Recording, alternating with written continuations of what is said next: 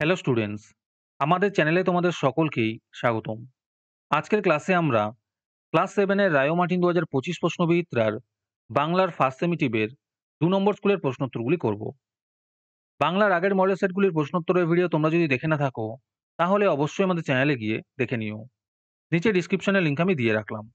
আর তোমরা যদি আমাদের চ্যানেলে নতুন হয়ে থাকো, তাহলে চ্যানেলটিকে সাবস্ক্রাইব করে পাশে থাকা বেল আইকনটি অলে প্রেস করে রেখো।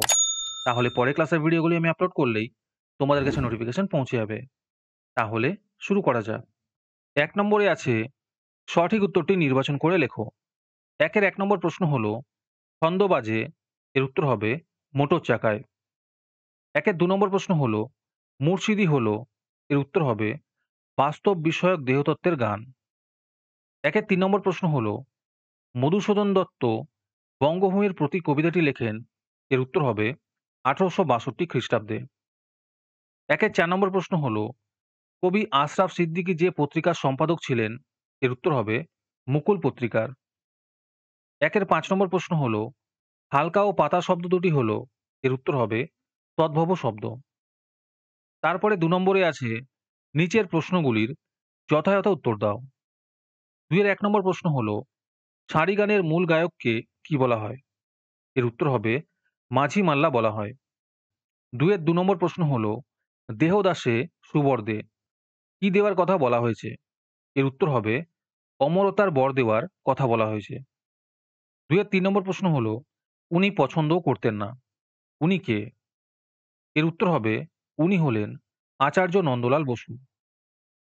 ২ এর ৪ নম্বর প্রশ্ন হলো গণেশের ছেলেমেয়েরা কোন ধরনের বিজ্ঞানী, এর উত্তর হবে কৃষিবিজ্ঞানী। তারপরে ৩ নম্বরে আছে নির্দেশ অনুসারে নিচের প্রশ্নগুলির উত্তর দাও।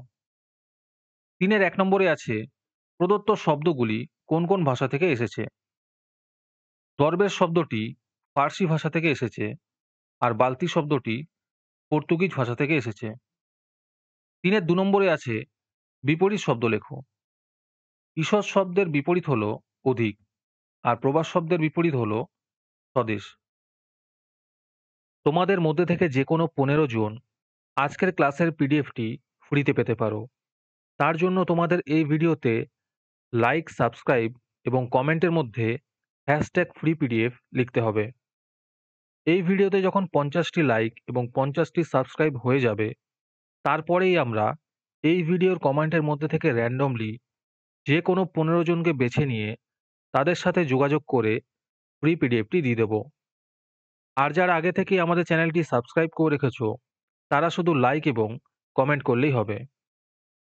আর বাকিরা এই পিডিএফটি ৳২ দিয়ে আমাদের হোয়াটসঅ্যাপ নাম্বার 7501121499 এ যোগাযোগ করে নিতে পারো। তারপরে ৪ নম্বরে আছে নিচের প্রশ্নগুলির উত্তর লেখো। এই প্রশ্নের উত্তরগুলি আমি তোমাদের দেখিয়ে দিচ্ছি, তোমরা দেখে দেখে নোট ডাউন করে নিও।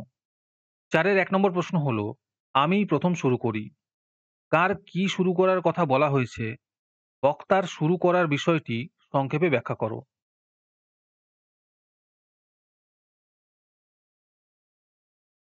অথবাতে আছে তখন সে সভ্য সমাজ থেকে দূরে থাকার জন্য হিমালয়ের একটি গিরিগুহায় আশ্রয় নিল।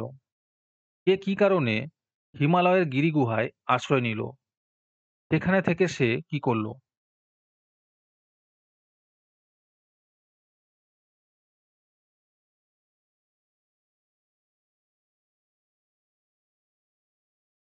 ৪ এর ২ নম্বর প্রশ্ন হল ২১-এর কবিতায় পাখি শব্দের ব্যবহার কতখানি সার্থক হয়েছে তা কবিতার বিভিন্ন পংক্তি উদ্ধৃত করে আলোচনা করো।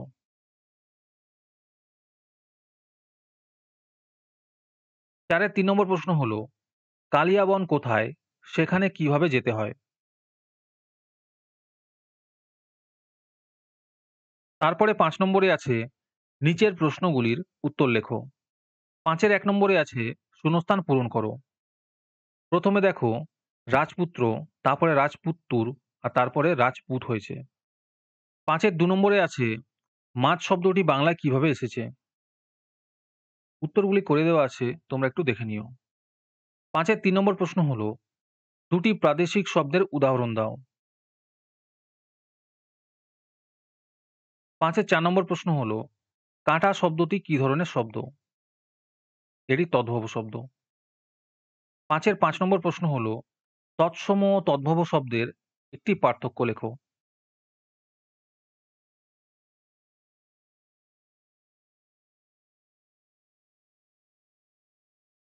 আজকের ক্লাসটি তোমাদের ভালো লেগে থাকলে অবশ্যই একটি লাইক এবং বন্ধুদের কাছে শেয়ার করে দিও।